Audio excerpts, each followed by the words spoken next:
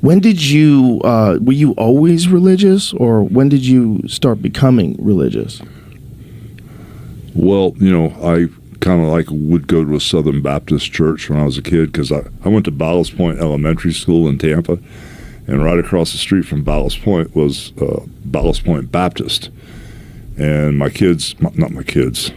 mom and dad took me to church one time there, and I was hooked. My parents only went once with me, but it was close enough to my house where, back in the day, bro, in the 60s, you could ride your bike anywhere and stay out, even when the street lights came on. Nobody's going to steal you or kidnap you or anything. So we'd just stay out throwing rocks at each other and raising hell, So I would ride to Ballast Point Baptist Church every Sunday, and, I kind of liked going there because a lot of the kids from elementary school, their families would go there, Right. And so I would go there to Ballast Point Baptist. So I was raised in a Southern Baptist church. And then when I started playing in a rock and roll band, when I kind of got in junior high and stuff, I kind of wasn't going to church at all. And a couple buddies of mine who became ministers, they were twin brothers, Ron and Don Satterwhite. They asked me to come to Hank Lindstrom's youth ranch because all the kids were there. It was like a Bible study thing and Bible bros and all that stuff. And they would all sing, but they didn't have anybody to play guitar. So they knew I'd play guitar, so I went there and I played all the 3-chord progressions for the little Christian songs and stuff. Right. And then this minister, Hank Lindstrom, hit me hard with the John 3:16. God so loved the world, he gave his only begotten Son, that whoever believe, that he gave his Son will not perish but have everlasting life. And I accepted Christ as my Savior when I was 14. But then I derailed, kept playing music and rock and roll bands and got way away from my faith.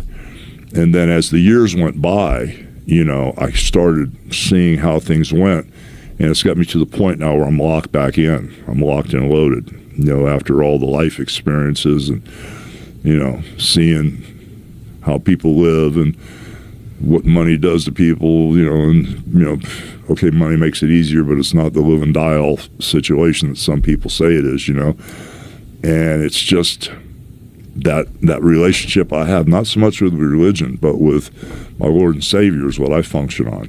And when did was this a gradual transition to coming back to your faith, or was it?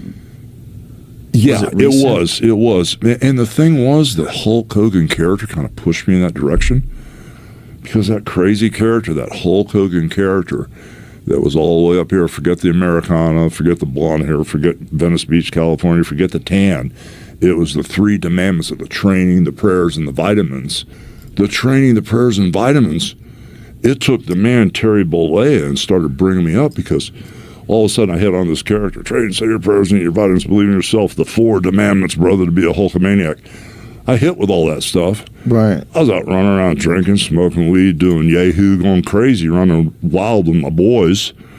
And all of a sudden, all these Make-A-Wish kids want to come see me. And I had years where Michael Jackson, Mr. T, Mickey Mouse, I saw more Make-A-Wish kids than any of those people. And all of a sudden, the character started making me a better person, Wow. And the character, this fake character of the training person vitamins started making me a better person. And I kind of realized that kind of really, really worked. And then I bottomed out, with my first marriage. There was a situation where I got through this. I was the person that thought, when you do this contract under God, for better or worse, till death do us part, I thought you're supposed to be serious about that. So I used to brag. I'm the only world's champion that was never divorced. I used to brag about it. Flair's been married 29 times. All my boys been married 29 times. Everybody's been married 29 times. Right. And all of a sudden, when I went through this divorce and I really bottomed out, it was a tough one. And then my wife split with a younger man. It was a little rough on me. And then I started searching.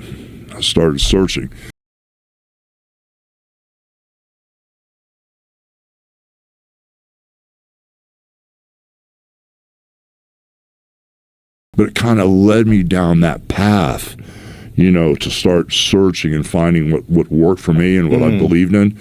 And ever since then, man, that's been the number one priority. And it kind of locked me in, to my Lord and Savior, Jesus Christ, and what I believe in.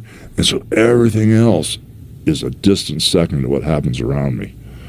Yeah, you know. that provides you with a lot of like peace, right? Oh my God, That's you the have no thing idea. that all my friends that are very religious say, that it gives them a peace Yeah. that I don't think people have without it, which is interesting.